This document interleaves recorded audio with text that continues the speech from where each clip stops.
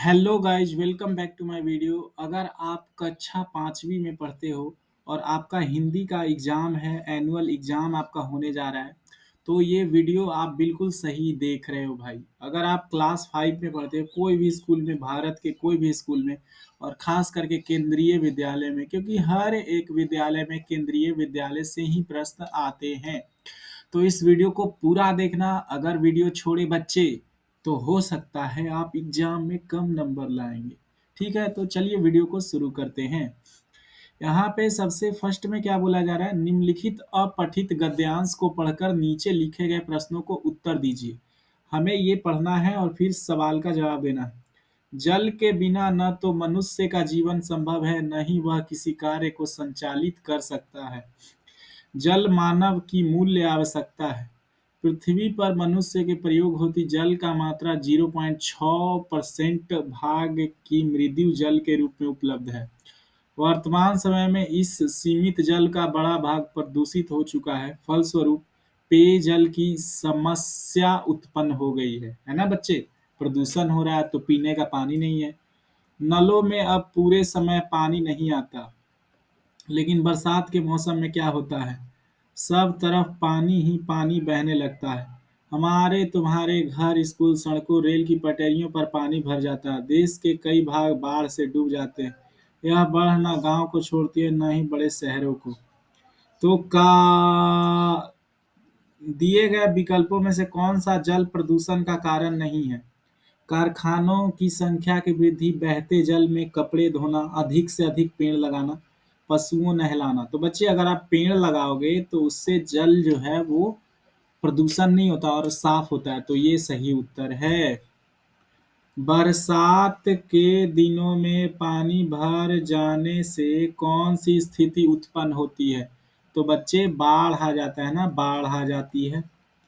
आगे सवाल बोला जा रहा है, निम्न चित्र पानी की किस स्थिति को दर्शाता है? देखो नीचे एक चित्र दिया गया है।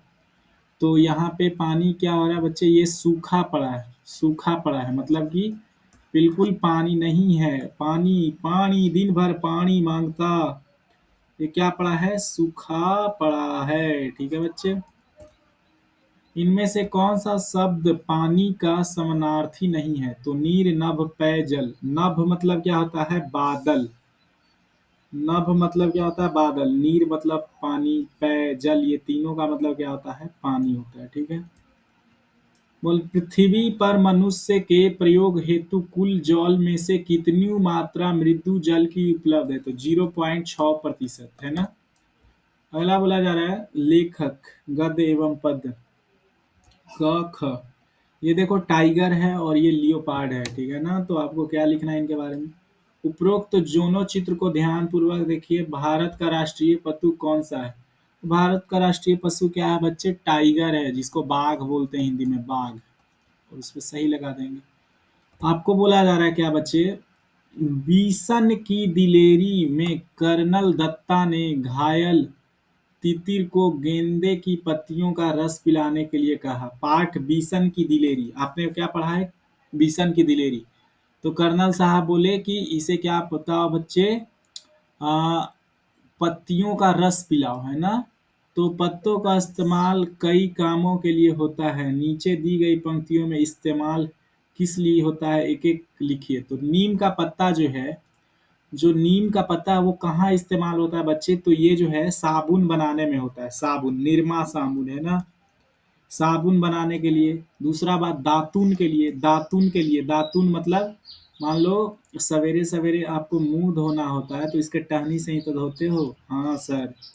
और क्या, ये कोई एंटीसेप्टिक के रूप में काम करता है। एंटीसेप्टिक मतलब कि अगर आप इसे घाव पर लगा लोगे तो ठीक हो जाता है। तुलसी के पत्ते को किस रूप में यूज करते हैं? तो ये पूजा के लिए यूज किया जाता है, पूजा के काम में, है ना।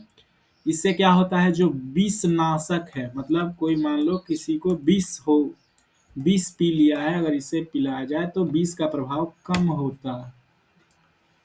हाँ, शब्दों का सही क्रम लगाकर वाक्य बनाना है। ठीक है, स्वामीनाथन, स्वामीनाथन के दादाजी, क्या, स्वामीनाथन के दादाजी, स्वामीनाथन के दादाजी के दादाजी दादाजी क्या करते थे भैया? रौबदार मजिस्ट्रेट थे। रौबदार रौब दिखाने वाला मजिस्ट्रेट थे। ठीक है, मजिस्ट्रेट। ठीक है बच्चों, थे। पुल्लिंग शब्द को स्त्रीलिंग में बदलना है, ग्वाला। तो ग्वाला का क्या हो जाएगा? शिक्षक का क्या हो जाएगा? स्त्रीलिंग। ठीक है, तो ग्वालिनी, ग्वालिनी हो जाएगा इसका, और इसका हो जाएगा शिक्षिका। शिक्षिका। ठीक है बच्चों, अगला सवाल है, हमें क्या करना है? बरसात के दिनों में बस्तियां डूबने लगती है। तो देखो यहाँ जो बस्तियां है ना, ये बस्तियां, क्या बोला जा रहा है कि दिए गए वाक्य में बहुवचन शब्द को रेखांकित करना है और उसका एक वचन बनाना है। तो जो बस्तियां हैं, इसका क्या हो जाएगा? बस्ती हो जाएगा, है ना। उसी तरह बोला जा रहा है, हिमालय में दुर्गम पर्वतमाला मुंह उठाए चुनौती दे रही थी। इस वाक्य में दुर्गम का सही विलोम शब्द क्या है? तो दुर्गम मतलब जो बहुत बड़ा हो। ठीक है, तो दुर्गम, तो इसका जो हिमालय की दुर्गम पर्वतशाला मुंह, दुर्गम, तो इसका हो जाएगा छोटा, है ना, छोटा। ठीक है बच्चे, छोटा हो जाएगा। दिए गए वाक्य में संज्ञा शब्द पर गोला लगाइए। संज्ञा, तो संज्ञा नाम को बोलते हैं। सोहन, सोहन नाम है, राधा नाम है ना, तो इस पे गोला लगा दो। खाना भी संज्ञा है, खाना। विद्यालय भी क्या है बच्चे? संज्ञा है, तो इस सब पे क्या लगा दिया? ठीक है, आज भी संज्ञा है, आज, आज कोई दिन है ना। दिए गए शब्दों का प्रयोग करके वाक्य बनाइए। क्यों? तो बोल सकते हो, तुम तुम क्यों तुम क्यों खेल रहे हो? क्यों खेल रहे हो भाई, है ना। चलो, कौतूहल, कौतूहल मतलब इधर उधर बहुत ज्यादा कूदना। तो मैं कौतूहल कर रहा हूं, इससे सवाल बनाना है ना। मैं कौतूहल क्यों कर रहा हूं, क्यों कर रहा हूं। ठीक है, रहा हूं, मैं कौतूहल क्यों कर रहा हूं, ये भी हो सकता है। तीतिर स्वेटर में फंस गया तो बिशन ने उसे पकड़ लिया, अपने सीने से चिपका लिया। इस वाक्य में उसे शब्द का इस्तेमाल तीतर के लिए किया गया है। इस आधार पर दिए गए वाक्य को पूरा कीजिए। ठीक है, तो उसे तीतर, सुधा ने बुआ से पूछा, सुधा ने, आप कितने बड़े हैं? सुधा ने, यहाँ तो हो जाएगा अपने, अपने बुआ से पूछा आप कितने बड़े हैं। ठीक है, अगला सवाल है, नीचे दिए गए वाक्य को सही विराम चिन्ह का प्रयोग करना है। ये विराम चिन्ह है, ठीक है, विस्मयादि बोधक है ये, प्रश्नवाचक। अमिता आज विद्यालय क्यों आई थी? तो क्यों का ऐसे होता है प्रश्नवाचक। सुमित को घायल चिड़िया पर दया आ गई, तो यहाँ पे क्या होगा? विस्मयादि बोधक, दया आ रहा है ना। हाँ, अगला सवाल है बच्चे, नीचे दिए गए वाक्य को ध्यान पूर्वक पढ़ना है और हमें सर्वनाम और विशेषण बताना है। ठीक है, सर्वनाम और विशेषण। तो सर्वनाम क्या होता है? जैसे वह, यह, इसे क्या कहते हैं? सर्वनाम कहते हैं। और विशेषण मतलब कोई चीज का अगर विशेषता बताया, जैसे आदमी कैसा है? सुंदर आदमी है ना। आदमी बहुत ज्यादा खूंखार है, तो ये सब क्या होगा? विशेषण है। जंगल में खूंखार जानवर रहते थे, तो ये क्या है बच्चे? ये एक विशेषण है, विशेषता बता रही है ना, विशेषण।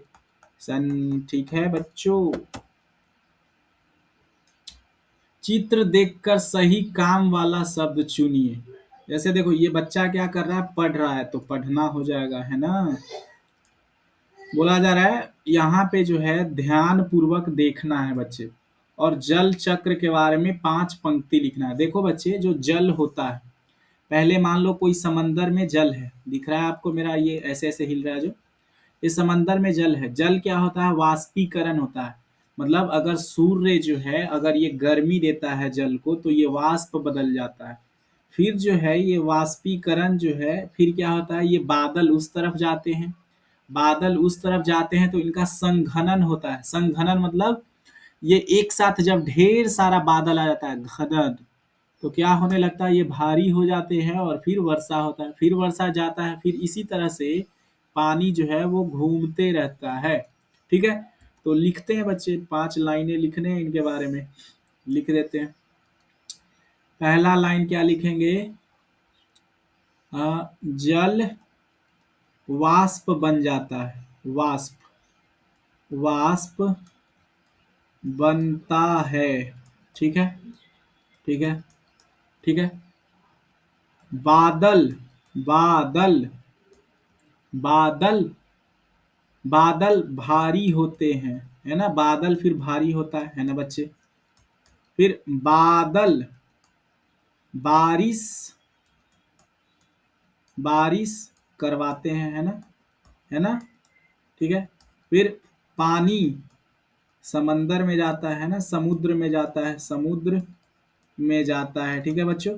और फिर यही प्रक्रिया होती रहती है, ठीक है। फिर यह प्रक्रिया, प्रक्रिया होती रहती है, होती रहती है, ठीक है बच्चों, ऐसे आप लिख सकते हो। ठीक है, अगला है हमारे पास, नीचे दिए गए अक्षरों को सही क्रम में लगाकर उचित शब्द बनाइए। तो हमें क्या करना है, उचित शब्द बनाना है। तो देखो ये क्या है, हिमालय है, हिमालय। ये क्या है बच्चों, दह,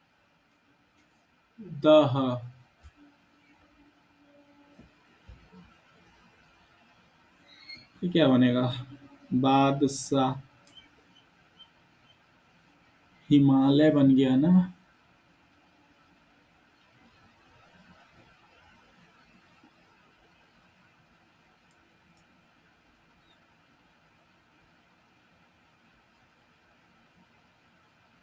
ये शायद बादशाह बनेगा, बादशाह, बादशाह, ठीक है बच्चे। चलिए, अगला दिया गया है कि ये जैसे देखो शिकारी है, कटीले है, तो इनमें क्या करना है, शुद्ध वर्तनी वाले शब्द को जोड़े चुने व सही पर निशान लगा, जो शुद्ध है। ठीक है, तो शिकारी ऐसे लिखाता है क्या, तो बच्चे शिकारी जो है वो ऐसे लिखाता है, ये स होता है, शिकारी। ठीक है, तो ये गलत हो गया, ये जोड़ा नहीं हो सकता सही। चूड़ियां बच्चे, ठीक है, तो जो चूड़ियां है, यहाँ देखो ये जो चू है, ये बड़ा वाला चू है, चूड़ियां कैसे लिखाती है, तो चूड़ियां ऐसे लिखाती है, चूड़ियां। तो ये भी पेयर गलत हो गया, कोई एक गलत तो गलत। दफ्तर, स्वादिष्ट, स्वादिष्ट क्या होता है बच्चे, स्वादिष्ट नहीं होता है, स्वादिष्ट, वाह लगता है ना। तो ऑप्शन ग जो है वो सही है, ये तीनों गलत हैं, इसमें जो है दोनों में शुद्ध वर्तनी है, भिस्ती और पुलिस। ठीक है, चलिए, एक मिनट, एक मिनट, ये पुलिस भी जो है वो सही नहीं लिखा गया है। देखो, पुलिस भी गड़बड़ है, पुलिस ऐसे लिखाता है ना, पुलिस ऐसे लिखाता है, तो ये भी गड़बड़ है, कोई पेयर सही नहीं है, कोई नहीं। नीचे दिए गए चित्रों को ध्यानपूर्वक देखिए, रिक्त स्थान पर भरिए। बच्चे ये क्या है, तो ये कंप्यूटर है ना, कंप्यूटर, कम, कंप्यूटर, प्यूटर, है ना।